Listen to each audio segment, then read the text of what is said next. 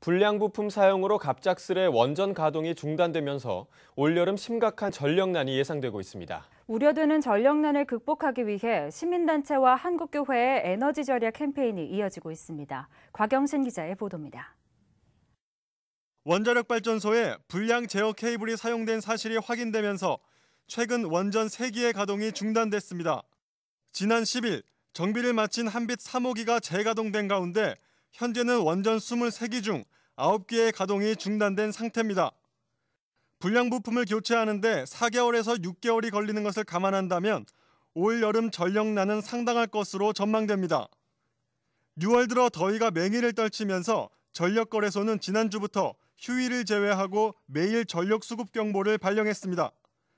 가장 걱정이 되는 때는 전력 사용량이 최고조에 달하는 8월.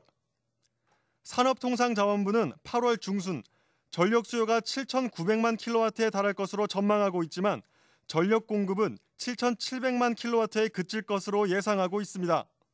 200만 킬로와트의 부족분이 발생해 전력 공급이 갑자기 중단되는 이른바 블랙아웃이 우려되고 있습니다. 전력난 극복을 위해서 근본적으로 국민들의 자발적 에너지 절약이 요청되는 가운데 다양한 절약 캠페인 또한 추진되고 있습니다.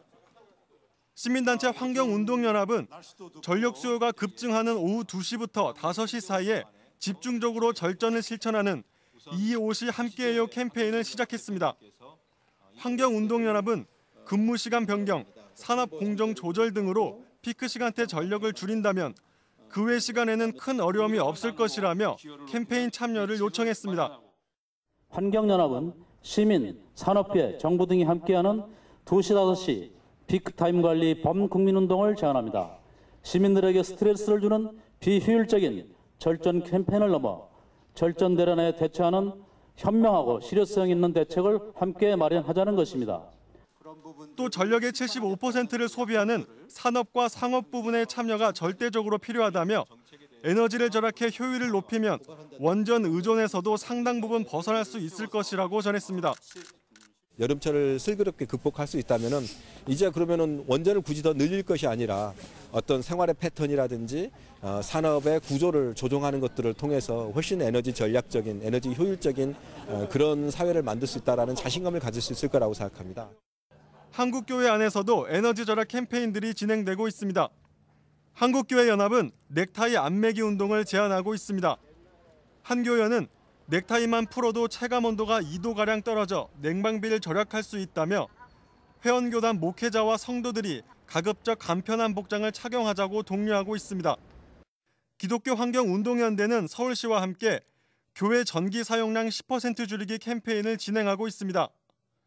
서울 시내 교회 50여 곳을 선정해 교회 에너지 사용 실태를 진단해주고 타이머 멀티탭, 고효율 전구 등 절전 용품을 지원해 에너지 절약 실천을 돕고 있습니다. 기완현 사무총장 양대성 목사는 에너지 위기 시대에 한국교회가 환경 선교를 담당하며 대안을 제시하는 일이 매우 중요하다며 이 같은 실천을 통해 위기의 한국교회가 다시 활기를 찾을 수 있을 것이라고 전했습니다.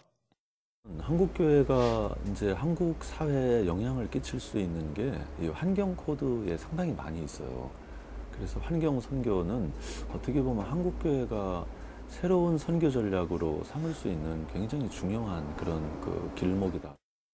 원전 문제가 초래한 전력난으로 국민의 불안과 불편이 커지고 있습니다.